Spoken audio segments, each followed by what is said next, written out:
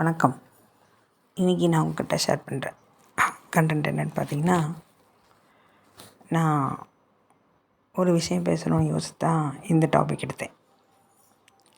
இன்றைக்கி நான் இப்படி இருக்கிறதுனால நான் பேசுகிறது ரொம்ப இவங்களுக்கு என்ன ஈஸியாக பேசிட்டாங்க, அனுபவிக்கிறவங்களுக்கு தான் தெரியும், காய்ச்சலும் தலைவலியும் அவங்களுக்கு வந்தால் தான் தெரியும் அப்படின்னு நம்ம பேசியே இருக்கோம். நான் உங்கள்கிட்ட இன்றைக்கி இதில் ஷேர் பண்ணுறேன் என்னென்னு கேட்டிங்கன்னா, இதில் அனுபவிக்காமல் பேசலை, இது வலிக்காமல் பேசலை, கத்தாமல் பேசலை, இதுலேருந்து தள்ளி நின்று பார்த்துட்டு பேசுறதுனால பேசுகிறேன்.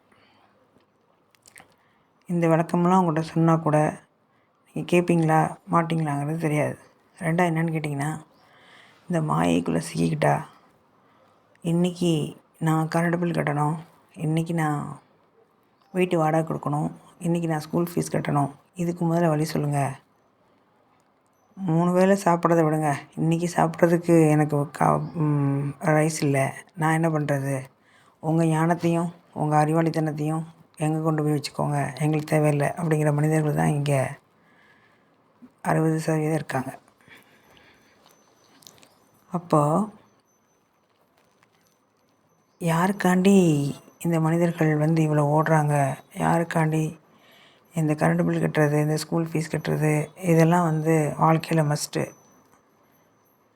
உங்களுக்கு இல்லைன்னா அது ஒன்றும் பண்ண முடியாதுங்க, எங்களுக்கு இது தான், நீங்கள் பேசுகிறத பேசிகிட்டே போங்க, எங்களுக்கு தேவையில்லை அப்படின்னு தான் கருத்து சொல்கிறாங்க. ஆழமாக புரிஞ்சுக்கணும். இங்கே உங்களுக்கு எப்படி தெரியுமா சொல்லணும்? உங்கள் அகங்காரம் போகணும், உங்கள் அறிவு வளரணும், உங்கள் மாயிலேருந்து வெளிப்படணும் அப்படின்னு சொன்னால் அந்த மாதிரி ஒன்று இருக்குன்னே தெரியாது. அதை பற்றி நான் உங்கள்கிட்ட பேசுகிறேன். எப்படி இருக்கும்? ஹிந்தியே உங்களுக்கு தெரியாது, ஃப்ரெஞ்சு, ஜெர்மனி, இட்டாலி இந்த மாதிரி எந்த லாங்குவேஜும் தெரியாது, தமிழும் தெரியாது. சரி, தமிழ் தான் தெரியுமே, ஓகே, தமிழ் தெரியுது. நான் உங்கள்கிட்ட ஜெர்மன் லாங்குவேஜில் பேசுகிறேன், நீங்கள் என்ன புரிஞ்சுப்பீங்க? இந்த ஹிரோஷிமா நாகசாகியில் குண்டு போட்டாங்களே, அப்போது அமெரிக்கா மேலே குண்டு போட தயாராக இருக்கும்போது இந்த லிட்டில் பாம், அந்த அணுகுண்டு போட்டாங்கள்ல, அப்போ என்னென்னா அவங்க கேட்டாங்க, நாங்கள் குண்டு போட போகிறோம் அப்படின்னு. அந்த ஜப்பானிய மொழியில் அவங்க அமெரிக்கா லாங்குவேஜ் பேசுகிறது புரியல. அவங்க என்ன கேட்டாங்கன்னா, நீங்கள் தயாராக இருக்கீங்களா, நாங்கள் குண்டு போடலாமா, நீங்கள் குண்டு போடலாம் போகிறோம், நீங்கள் எதுவும் தயாராக இருக்கீங்களான்னு கேட்டாங்க. ஜப்பான் மொழியில் அவங்களுக்கு புரியாதனால ஓகே ரெடி அப்படின்னு சொல்லிட்டாங்க. இவங்களும் குண்டு போட்டாங்க. இது நீங்கள் போய் வரலாறுலையோ தேடி பாருங்கள், இது உண்மை. அப்போது அந்த லாங்குவேஜ் பேச தெரியாதனால ஒரு ஹிரோஷிமா நாகசாகின்னு சொல்லி 2 குண்டை போட்டாங்க.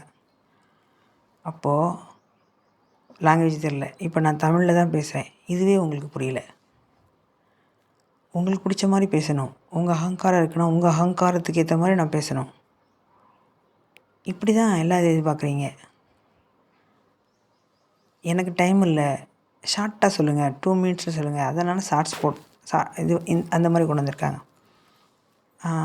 அப்போது இந்த ஒரு கொஷின் கேட்குறேன். 120 ஆண்டுகளை நீங்கள் சுருக்கி அப்படி இப்படி காலத்தின் கட்டாயத்தில் 60 ஆண்டுகள் ஆயிடுச்சு. அப்போ நீங்கள் பேசுகிறீங்க, நீங்கள் என்ன 250 ஆண்டுகள் வாழ போகிறீங்களா அப்படின்னு கேட்டால், நான் எத்தனை ஆண்டுகள் வாழ போகிறேங்கிறது எனக்கு தெரில. ஆனால் நான் இன்றைக்கி பேசுகிறது உண்மை. நீங்கள் நம்புறதும் நம்பாததும் உங்களோட புரிதலுக்கு அடிப்படையில் இருக்குது. ஆனால் யாரோ ஒருத்தங்க தேவைப்படுதில்ல, யாரோ ஒருத்தங்களுக்காண்டி நம்ம கரையேறிடணும், பிறவி பெருங்கடலை கடந்துடணும்னு நினைக்கிறாங்கல்ல, அவங்களுக்கு நிச்சயமாக இது கண்டிப்பாக தேவைப்படும். அதனால் இயற்கை எல்லாருக்கும் பெய்யும் மழை வாய்க்கால் ஓலையோடி புல்லுக்கும் அங்கே பசிக்குமாங்கிற மாதிரி எல்லோரும் பேச வேண்டியதாக இருக்குது. யாருக்காவது தேவைப்படுது அப்படின்னு சொல்லி ஏதாவது பிளிங்க் ஆகுதா? இல்லை இந்த யூடியூப்பில் இந்த மாதிரி பாருங்கள் இவங்களுக்கு மட்டும் அப்படின்னு சொல்லிட்டு இருக்கா? இல்லை, இது ஸ்க்ரோல் பண்ணால் எல்லோரும் தான் பார்க்குறாங்க. யார் தேவையோ கேட்டுட்டு போகிறாங்க, இல்லாதவங்க ஸ்கிப் பண்ணிட்டு போகிறாங்க, அவ்வளோதான். அவங்கவுங்களுக்கு பிடிச்சதை அவங்க பார்த்துட்டு போகிறாங்க. ரைட், அப்படி தானே? சரி, இப்போது நீங்கள் ஒரு விஷயம் புரிஞ்சுக்கணும். எத்தனையோ உலகங்கள் இருக்குது, எத்தனையோ டைமென்ஷன் இருக்குது. வள்ளலார் சொல்லியிருக்காரு 36 டைமென்ஷன் இருக்குது. நாம் இது வரைக்கும் உணர்ந்தது வந்து 12 டைமென்ஷன் உணர்ந்திருக்கோம் மனிதர்களாக. 13 டைமென்ஷனில் தான் இப்போ வார் நடந்துகிட்ருக்கு. எப்படின்னா பிரபஞ்ச தலைவர் யார் அப்படின்னு சொல்லிட்டு. அப்போது அங்கே பிரச்சனை அது. கொஞ்ச நாள் முன்னாடி பார்த்திங்கன்னா இந்த ஆன்மீகம் பற்றியோ இல்லை எதுவுமே அப்படியே ஸ்டில்லாக நின்றுருக்கும். நான் அசைந்தால் அசையும் உலகம் எல்லாமே அப்படிங்கிற மாதிரி உலகம் அப்படியே ஸ்டில்லாக நின்றுருக்கும். ஏன்னா பிரபஞ்ச சக்தி இது வந்து ஒரு தலைவர் தேர்ந்தெடுக்கிறதுல ஒரு எலெக்ஷன் அங்கே நடந்துச்சு. அங்கே எலெக்ஷன் நடக்கும்போது நம்ம ஊரில் எலெக்ஷன் நடக்கும்போது எல்லாத்தையும் ஸ்டாப் பண்ணிடுவாங்களே அது மாதிரி. ஃபார் எக்ஸாம்பிள் நான் என்னை பொறுத்த வரைக்கும் என்னென்னா அது வள்ளலாரையும் அது மகாவதார் பாபாஜின்னு சொல்கிறாங்கன்னு வச்சுக்கோங்க. அதை அவங்க ஏதோ கர்ம சித்தர் அப்படின்னு சொல்லிக்கிட்டாங்க. ஆனால் 2 டைமென்ஷன் அவங்க தான் வச்சுக்கோங்க. இப்போது 12 டைமென்ஷனில் ஒருத்தங்க இருக்காங்க. அதில் வந்து ஷிரடி சாய்பா கூட ஒரு தடவை வந்து அவர் ரெக்கார்டில் இருக்குது. அவரோட ரெக்கார்டில் கொஞ்ச நாள் வந்து அப்படி எத்தனையோ நாள் வந்து சமாதியாகி போயிட்டார். அவர் இறந்துட்டாரோ போச்சு அப்படின்னு நினைக்கும் போது கொஞ்ச நாள் கழித்து வந்தார். அது மாதங்களாங்கிறது எனக்கு தெரியாது. ஆனால் அவர் வந்து மேலோகம் போயிட்டு வந்தார். அந்த நாகர்கள் லோகத்தில் தான் இது நடந்துச்சு. அதுதான் நாகர்கள். நம்ம வந்து இப்போது நான் ஒரு சத்தியம் சொல்கிறேன். நான் சமாதி பழகும்போது அஷ்டாங்க யோகம் பதஞ்சலி யோகம் பண்ணும்போது நான் வந்து நிஜமாகவே நான் நாகமாக தான் உணர்ந்தேன். சரி நாம தான் நாகமாக இருக்கோம்னா திரும்பி பார்த்தா 1500 பேர் 1500 பேர் பண்ணுறாங்க அந்த பயிற்சி. திரும்பி பார்த்தா அத்தனை பேரும் நாகமாக தான் இருக்காங்க. 3 அடி சுற்றி ஒரு நல்ல பாம்பு படைமெடுத்து இருக்கும் இல்லையா, அந்த பிக்சரில் தான் அவ்வளோ பேர் தெரியுறாங்க. நான் கண்ணை திறந்து பார்த்தா மனிதர்கள் தெரியுறாங்க, கண்ணை மூடினா நாகரிகமாக தெரியுறாங்க. ஸோ நான் ஒன்று மட்டும் புரிஞ்சுக்கிட்டேன். இந்த தன்மைக்கு வர்றவங்க நாகமாக மாறுறாங்களா இல்லை மொத்த மனித லோகமே நாகமாக இருக்கா எனக்கு தெரியல. ஆனால் பதஞ்சலி யோகம் பற்றியோ பதஞ்சலி சித்தர் பற்றியோ பலராமன் பற்றியோ கிருஷ்ணா பற்றியோ இவங்களாம் இருந்தால் இந்த டைமென்ஷனில் வந்திருப்போம் போல். அதனால தான் நாகர்கள் லோகத்தில் இருக்குது. ஆனால் நீங்கள் விநாயகர் தான் சொல்லியிருக்கோம். மக்கள் விநாயகர்னாலே நீங்கள் வந்து நாகர்களோட தலைவன் தான். இதை வந்து எதுக்கு திடீர்னு இந்த டாபிக் போயிட்டேன்னு எனக்கே தெரில. இருந்தாலும் உங்களுக்கு என்ன சொல்கிறேன்னா, நீங்கள் வந்து புரிஞ்சுக்கணும். இங்கே வந்து நீங்கள் நிறைய டைமென்ஷன்லேருந்து இங்கே வந்திருப்பீங்க. ஃபார் எக்ஸாம்பிள் வந்து சில பேர் வந்து நாயை வந்து மனிதர்களோட ஒரு படி மேலே வளர்த்துவாங்க. பூனையை வந்து ஒரு படி மேலே வளர்த்துவாங்க. அதுக்கு தனியாக பெட்டு, அதுக்கு தனியாக இதுன்னு வளர்த்துவாங்க. சில பேர் வந்து சிங்கம் கூட புலி கூட வளர்த்துறாங்க. சில பேர் ஏன் பாம்பு கூட வளர்த்துறாங்க ஃபாரினில். அப்போது நம்ம நாய் வளர்த்துறோம், அப்புறம் என்ன கோழி வளர்த்துறோம், அப்புறம் வேறு என்ன வளர்த்துறோம், இந்த மாதிரி பிராணிகள்லாம் வளர்த்துறோம்ல. இதுக்கு என்ன காரணம்னா அதோட ஆவி வந்து அந்த விலங்குகள் லோகத்துலேருந்து நம்ம வந்திருப்போம்.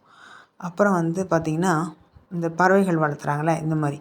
ஸோ இந்த இதுலேருந்து வந்திருப்பீங்க. இந்த என்ன ஒரு முனிவர் இருக்கார்ல, சுகி முனிவர், அதாவது கிளி ரூபத்தில் இருப்பார் அவர். அது மாதிரி அப்புறம் வந்து என்னென்னா இந்த ஒரு முனிவர்லாம் பார்த்திங்கன்னா புலியோட கால், புலிப்பாணி சித்தர் மாதிரி அந்த மாதிரி சொல்கிறாங்களே அது. இந்த மாதிரி எந்தெந்த டைமென்ஷன்லேருந்து வந்திருக்கீங்கன்னு தெரியாது. இந்த பிக்சர் கூட நான் என்ன சொல்லியிருக்கேன்னா, தேவதைகளாக இருப்பாங்க, அனிமல் டீமன் அதுலேருந்து வந்திருப்பாங்க.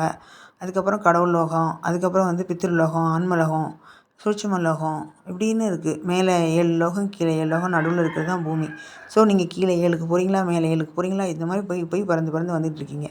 நான் என்ன சொல்கிறேன்னா, நீங்கள் எந்த லோகத்துலேருந்து இங்கே வந்திருக்கீங்க, இந்த மனித ரூபம் எடுத்துன்னு தெரியாது.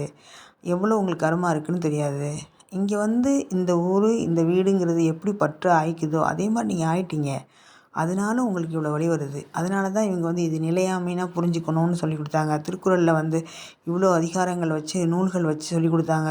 திருமந்திரத்தை இவ்வளோ விஷயங்கள் சொல்லி கொடுத்தாங்க. திருவாசகத்தில் இவ்வளோ சொன்னாங்க. மனித ரூபத்தில் வந்து அந்த சக்தியே மனித ரூபத்தில் வந்து நமக்கு பாடம் சொல்லி கொடுத்தாங்க. சிங்கத்தின் மேலே தான் அம்பாள் காட்சி கொடுப்பாங்க பார்த்தீங்களா, புலி மேலே தான் ஐயப்பன் வருவார். அப்புறம் வந்து என்னென்னா இந்த சடகோபன் மாதிரி இந்த ஒரு 4-5 விலங்கு இந்த மாதிரி வச்சு ஒரு பறவைகள் வச்சு ஒரு அது பேர் வந்து சரபேஸ்வரர். சரபேஸ்வரர்னு ஒரு சாமி பார்த்துருக்கீங்களா? அது பறவை விலங்கு எல்லாமே இருக்கும். அதுக்கப்புறம் பார்த்திங்கன்னா அந்த நம்ம கருமாரியம்மன், சிவன் இவங்க மேலெல்லாம் தலையில் வந்து நம்ம வந்து நாகம் வச்சுருக்கோம். முருகனோட காலுக்கு கீழே பாம்பு வச்சுருக்கோம். ஸோ இந்த மாதிரிலாம் எதுக்கு வச்சுருக்கோன்னா, நீங்கள் எந்த டைமென்ஷன்லேருந்து வந்திருக்கீங்கன்னு தெரியாதுங்க. அதனால தான் நீங்கள் வந்து